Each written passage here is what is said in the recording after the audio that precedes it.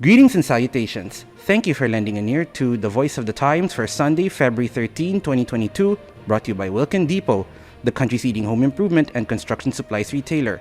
Shop conveniently 24/7 with the Wilkin online store. Just go to shop.wilkin.com.ph.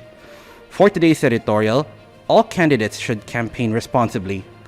Few might be surprised to hear political candidates say one thing then do the opposite. Still, it was concerning to see health protocols practically ignored at various kickoff rallies recently, despite the candidates' common claim to manage the pandemic better than the incumbent government. Without exception, the political rallies of the candidates running for president looked like potential super spreader events. From videos and photographs, we saw venues packed with people, some of whom were either not wearing masks or were wearing one improperly. It was unclear if those in attendance were screened for COVID-19, but we doubt it. The fact that the Omicron cases are declining is not the point. The pandemic is far from over, and people, particularly those running for leadership posts, should campaign responsibly. No wonder why people are skeptical about political figures, whether they be pro or anti-administration or even independent. Politicians promise to be better leaders, but practically all of them demonstrate a capacity to ignore the rules when they become obstacles to power. Some might accuse them of being naive. After all, candidates have a track record of ignoring campaign rules even before the pandemic. Just look at how candidates disregard rules on campaign posters, which should be posted only in designated areas.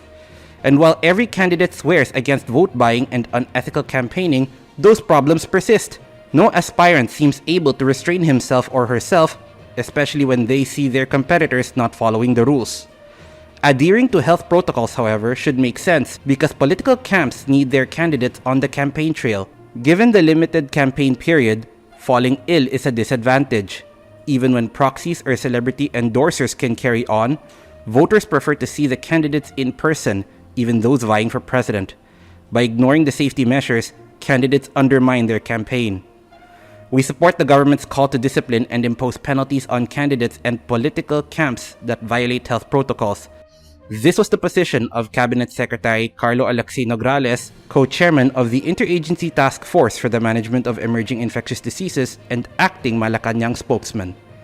Mr. Nograles, however, weakened his position by suggesting that the Commission on Elections should be the one to mete out penalties. The unwillingness to enforce the law exposes a weakness in our system. The COMELEC seems too preoccupied to respond to the palace statements these days and other key issues related to the campaign. The poll body is yet to say how it plans to counteract disinformation on social media, including the possible disuse of deepfakes and other similar technological advancements.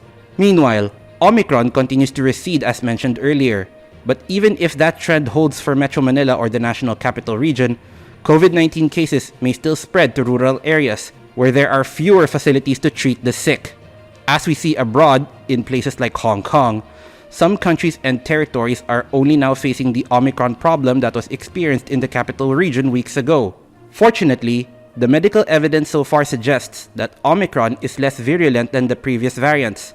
But as many have warned before, complacency is the public's worst enemy. New variants can still emerge, and the next one might be deadlier or resistant to vaccines.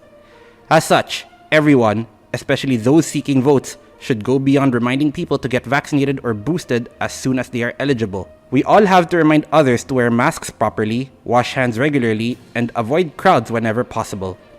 Leaders have to walk the talk, as they say. They should lead by example, and to use another cliche, talk is cheap. While the pandemic restricts traditional ways of campaigning, the situation also offers candidates an opportunity to demonstrate their ability to generate creative solutions amid challenging times. Leaders, particularly the next president, will face plenty of those in office. Admittedly, the qualities that we seek are rare, but the one who can demonstrate responsible leadership during the campaign will not only attract much attention, but will also likely win many votes. And that's the editorial for Sunday, February 13, 2022. For more news and information, get a copy of the Manila Times on print, subscribe to its digital edition, or log on to www.manilatimes.net. Follow us on Twitter, Facebook, or Instagram, and listen to the Voice of the Times.